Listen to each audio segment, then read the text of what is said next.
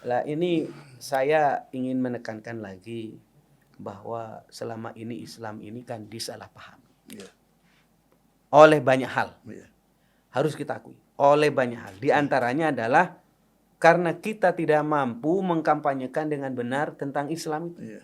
Ayo di internal kita harus mengakui.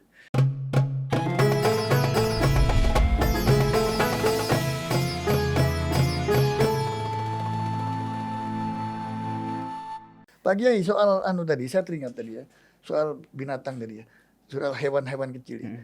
Barangkali itu menurut Pak Kiai gimana? Mengapa Allah Subhanahu wa taala melalui Nabi Muhammad mencantumkan nama semut itu menjadi nama surat? Padahal semut kan binatang remeh temeh yang barangkali kalau menempel di tubuh kita orang banyak bisa. Tapi ini diabadikan sebagai apa? Nama surat ini. Surat dalam Al-Qur'an, surat An-Naml. Nah, ini gimana ini, Ustaz? Saya hanya melihat sebagai gambarannya, misal secara besar bahwa ma khalaqta hadza Batilah, betul. Tidak seharusnya pernah ada. kita mendatangkan. Tidak ada yang sia-sia. Tidak ada yang sia. Seharusnya Semua bermakna. saya setuju Habib kalau podcast semacam ini juga mendatangkan pakar yang membidangi masalah ahli semut misalnya. Semut, ya. Sehingga kalau saya hanya mengatakan pasti ada hikmah. Hikmahnya, ya. Ma khalaqta hadza Batilah, iya. Gak mungkin batil. Gak mungkin sia-sia. Ada Hanya di secara balik itu. memang ada cerita, ada orang meremehkan Habib. Itu binatang yang ada di dalam kotoran sapi itu biasanya. Iya. Binatang yang apa itu? Hitam, bunyi, Hitam, ya. Tweet. Ya, tweet. Ada binatang apa ini? Apa gunanya Allah menciptakan macam begini? Iya. Akhirnya Habib, Hinggap di kotoran. hingga di kotoran, hidupnya begitu kotor. Apa maksudnya? Diciptakan sama Allah. Ya, ternyata satu ketika dia dikasih penyakit sama Allah. Nggak sembuh-sembuh, gatel nggak sembuh-sembuh. Udah akhir singkat cerita dikasih arahan dari seorang ulama. Iya. Kamu pernah meremehkan makhluk Allah. Ini Akibatnya. Maka coba kamu itu ambil itu binatang itu, kemudian dibakar jadi arang, kemudian dijadikan obat. sembuh. Masya Allah. Lah ini mohon maaf. Bigudratillah sembuh. Ya. Iya. Bigudratillah. Ini ibroh nih juga bagi semua orang. Jadi maksud saya dalam kesempatan ini kita berbicara Islam rahmatan lil alamin ini memang istilah yang sekarang diangkat. Harus ini. Untuk mengimbangi kalimat Islam menakutkan, Islam teroris. Saya pakai surban ini Habib. Ini kebalik. Habib harusnya pakai surban. Saya pakai sekop putih hitam. Kemarin saya pakai surban. Tapi saya disuruh teman-teman ya ganti-ganti. Ganti-ganti. Sebagai host katanya harus ganti-ganti. Sudah ngikut saja. Nanti kalau Habib juga pakai surban, saya pakai saya kebanting nanti. Pak Kiai, ini soal semut tadi ya. Sebentar, saya potong soal semut. Kalau menurut saya ya, kita harus belajar dari semut. Ini hikmahnya ini ya. Ya mungkin nanti ada yang bisa elaborasi lagi ya. Kita harus belajar dari semut. Pertama suka berbagi. Coba kalau kita lihat di lantai ada satu butir gula, itu yang satu mendapatkan itu gula langsung dengan HP-nya atau walkie-talkie-nya karena ada pakai antennya itu menghubungi teman-temannya. Dalam waktu sekejap dari liang-liang itu datang dia. Ya, subhanallah. Jadi mau berbagi, nggak seperti kita. Coba lihat kita itu kalau satu mendapat rezeki yang banyak itu ngumpet ya, diam-diaman aja gitu. Terus kalau datang semut itu berbaris. Jadi disiplin nih. Nah kalau kita gimana? Kalau ada jatah atau apa itu saling terombolan ya. Ini antri minyak goreng sekarang itu.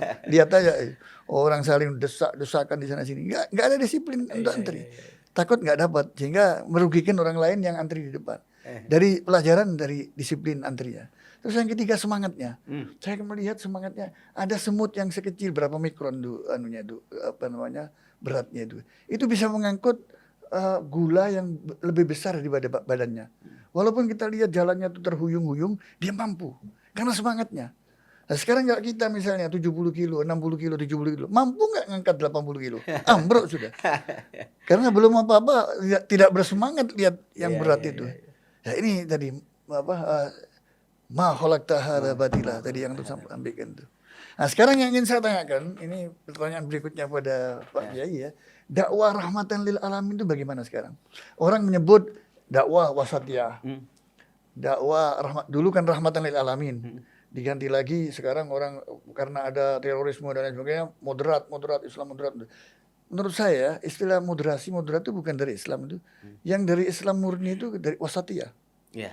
Kalau wasatiyah kan ada dalilnya. Yeah. Nah, ini dakwah bagaimana yang efektif untuk mengangkat tema ini ya rahmatan lil alamin kah atau wasatiyah?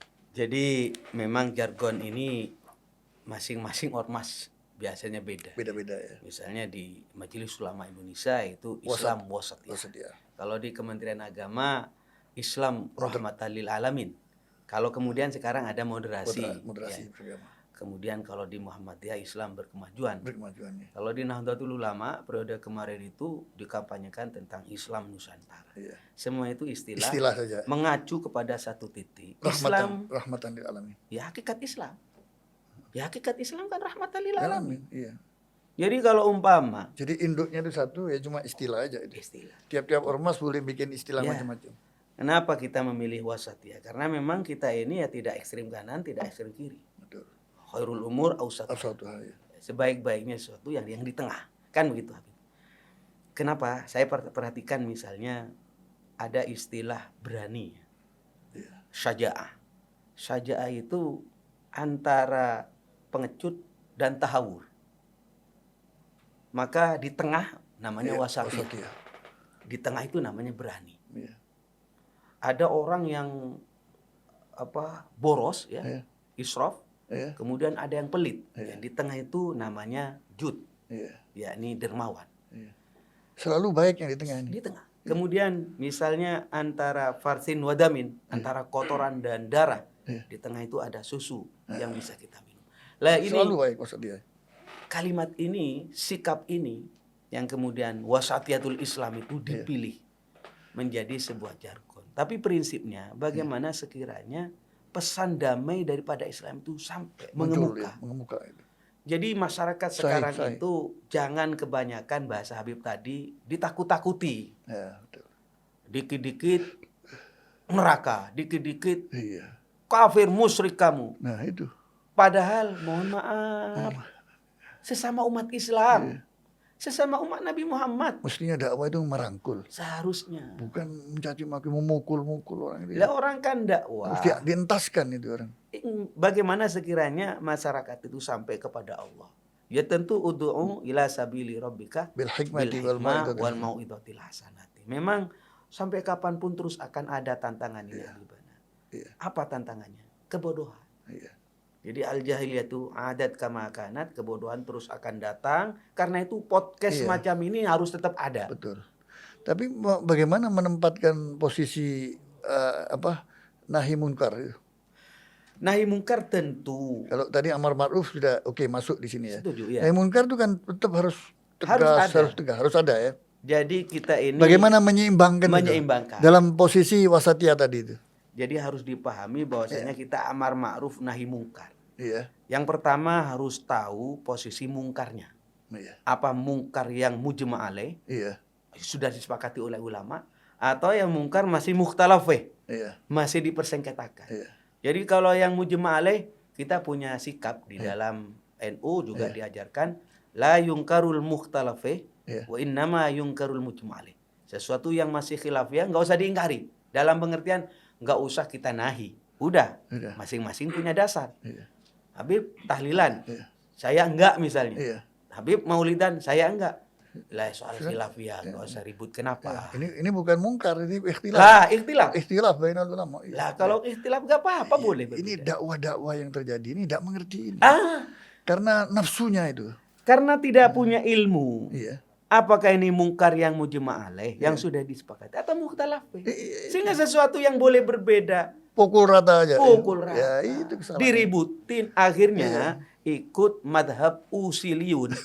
Madhab usil. Usil-usilan terus. Usil-usilan. Nah inilah Habibana saya berharap. Jadi kalau kita mau amar ma'ruf maka falyakun amruhu bil ma'ruf. Kalau Anda amar ma'ruf caranya harus ma'ruf. Termasuk juga nahi mungkar. Caranya juga harus yang baik. Jangan sampai kita mencuci baju dengan air comberan.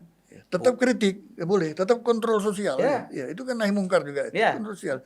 Tapi kembali kepada metodenya bil mau'idah hasanah. Bil mau'idah. Coba didekati dia. Itulah hal-hal yang mungkin jadi catatan kita bersama. Terus mengkampanyekan bahwasanya Islam itu memang ruhnya adalah rahmat. Sesuai dengan apa yang disampaikan di dalam Al-Quran tadi. Wa ma arsalnaka illa rahmatan lil alamin. Itu Habib. Nah, ini konteksnya, ya ini kan sebentar kan sudah mulai isu-isu di tengah masyarakat mulai berkembang. Siapa nanti pemimpin yang akan datang, pemimpin masa depan nih. Kita kan punya banyak generasi muda nih. Ada pesantren, tempat pendidikan anak-anak. Antum juga punya pesantren. Bagaimana mempersiapkan anak-anak kita, anak-anak didik kita itu menjadi pemimpin-pemimpin masa depan itu. Gimana ini menghadapi era yang seperti ini. Ke depan juga kita nggak tahu dinamika sosial, transformasi sosial yang terjadi sangat cepat perubahannya itu. Antum bagaimana mempersiapkan ini pemimpin-pemimpin masa depan? Apanya yang diutamakan itu? Misalnya kalau saya boleh nyampaikan, misalnya mana yang didahulukan? Akhlakul kalimahnya, apakah kepintarannya? Sekarang orang pintar kan belum tentu benar. Ya, ini. Apakah akhlaknya, artinya ilmunya itu diikat dengan akhlak atau bagaimana? Atau orangnya harus dekatnya itu seperti apa dengan masyarakat? Mungkin bisa dirumuskan sementara dari antum seperti apa? Saya begini Habib, kalau kita mau merubah sebuah masyarakat adalah dimulai dengan ilmu. Kalau saya punya konsep, ada ilmu, ada iradat, ada kudrat. Itu di dalam kitab Tauhid yang kita pelajari ya. Bahwa perubahan itu akan terjadi kalau ada keinginan.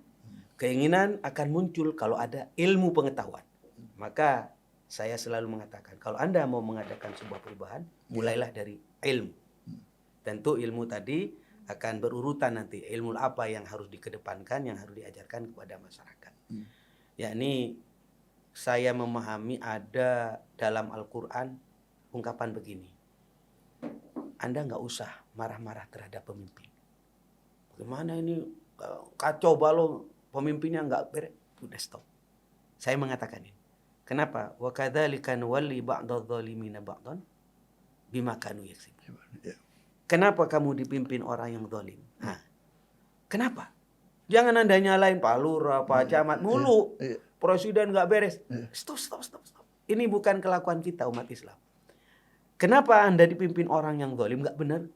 Bima kanu yaksibun, kelakuan saya dengan kita semua ini nggak benar. Kalau kita benar, keadaan sosial mencerminkan keadaan yang sebenarnya. Kalau kita benar, maka insya Allah pemimpinnya akan benar. Terus dimulai dari mana kebenaran ini? Saya ulangi lagi, dari ilmu. Intelektualitas. Itu. Jangan memburu elektabilitas saja, intelektualitas. Tapi bagaimana menempatkan akhlaknya? Kalau orang pintar saja tapi tidak dihiasi ilmunya itu dengan akhlak. Karena itu mana yang lebih didahulukan? Saya mengatakan bahwa ada iman, ada Islam, ada ihsan. Dalam rumusan kita itu ada iman, ada Islam, ada ihsan. Ini nggak bisa dipisah-pisah ini. Ihsan itu akhlak. Trilogi. Ya. Keyakinan dibuktikan. Juz'un la yatajazza. Tidak bisa. Harus semua ini dilakukan. Ada orang bagaimana dia akan punya akhlak kalau dia tidak punya ilmu, tidak punya iman, tidak punya iman, tidak punya Islam. Sehingga iman, Islam, ihsan. Jadi begini, contoh sederhana. Izin saya nyontohkan Habib. Habib berbicara iman. Saya sudah beriman kepada Allah. Oke. Tapi iman tidak cukup. Harus Anda itu melakukan mengamalkan tentang Islam. Oh ya, saya sudah Islam. Saya sudah menjalankan syariat. Apa? Sholat. Oke. Sholat itu kalau berbicara hanya syariat. Nggak usah pakai surban, nggak usah pakai baju, nggak usah, hanya sarung saja Habib. Abaina surah wa rukbah. Sudah. Sah apa enggak? Sah. Kira-kira Habib berani enggak datang Jumatan hanya pakai sarung? Tidak seorang pun berani. Karena apa? Katanya Habib tadi, betapa pentingnya akhlak. Itu maksud saya itu. Jadi di mana mau ditempatkan ini? Di antara ilmu tadi itu apa didahulukan ilmunya apa akhlaknya? Kalau saya mengatakan akhlak. Jadi ini penting buat pemirsa untuk menjaring pemimpin masa depan tuh akhlaknya, bukan hanya kepintarannya. Ya, akhlaknya. Akhlak ini paling penting. Karena al-ilmu itu akhirnya al-ilmu fil akhlak la fi safahatil aurat. Jadi akhlak, perilaku. Jadi saya sekarang melihat pemimpin masa depan itu akhlak yang dibutuhkan. Walaupun saya katakan akhlak tentu berangkat dari ilmu. Iya. Demikian. Iya. Luar biasa ini, Kiai. Kiai, kita ini dibatasi waktu ya. Baik. Jadi mudah-mudahan kita bisa jumpa lagi dan bisa memberikan pengalaman-pengalaman Pak Kiai, keilmuan-keilmuan Pak Kiai kepada masyarakat luas nanti ini. Amin, amin. Tapi cukup sebelum ditutup saya minta closing statement ya. Jadi ada harapan apa, pernyataan apa yang antum sampaikan. Pesan ini insya Allah didengar oleh kaum milenial terutama dan anak-anak kita, anak-anak didik kita bisa mendengar ini dan bisa menjadi pedoman hidup untuk menuju masa depan yang saya maksud tadi. Fadhil. Baik, terima kasih Habib. Kita berbicara tentang Islam sebagai sebuah ajaran yang dibawa oleh Sayyidina Rasulullah Muhammad SAW, merupakan ajaran yang mempunyai dasar basic sebagai rahmat ya. Bukan hanya kepada manusia, bukan hanya kepada orang Islam saja, tapi kepada segenap alam. Saya berharap, ayo umat Islam terus belajar lagi bagaimana sekiranya kita memahami Islam secara benar. Melewati apa? Melewati guru-guru yang bersanad, guru-guru yang bersambung. Ketemulah. Kalau saya mengatakan dia itu dari mana, misalnya ormasnya apa, siapa yang menjamin keilmuannya. Karena apa? Karena saya punya keyakinan seperti yang disampaikan oleh ulama, al-isnad minad din. Sanad itu bagian daripada agama. Laulal isnad laqala man syaa ma syaa. Kalau nggak ada sanad, nggak ada ketersambungan gurunya ente itu siapa? Nah, maka orang akan ngomong agama sembarangan. Maka yang terjadi hari ini, orang hanya bermodal surban, hanya sekedar hafal Quran satu ayat, hadis satu hadis, kemudian menyampaikan tentang agama, sedikit-sedikit menyesatkan, mengkafirkan umat Nabi Muhammad juga sesama ahlul kiblat. Ini harus kita hindari. Mudah-mudahan silaturahim kami dengan Habibana jadi hikmah yang baik, mendapatkan pencerahan kepada masyarakat. Amin. Terima kasih. Insya Allah banyak manfaat. Terima kasih para pemirsa channel Ngobrol bareng Alim Ulama. Ya, kita di penghujung acara ini ya. Tadi sudah sangat menarik sekali karena keterbatasan waktu. Kita hentikan sampai di sini. Sampai jumpa lagi dengan kiai-kiai, dengan para ulama, dengan para ajengan, dengan para dai-dai muda. Kita gali dan kita kaji semuanya dari beliau-beliau itu untuk memberikan wawasan dan pencerahan kepada kita semua. Tapi jangan lupa subscribe dan membagi channel ini kepada teman-teman sahabat muslim yang lain. Saya mohon maaf atas kekurangan. Wabillahi taufiq wal hidayah. Wassalamualaikum warahmatullahi wabarakatuh. Salam warahmatullahi wabarakatuh. Terima kasih. Sama-sama.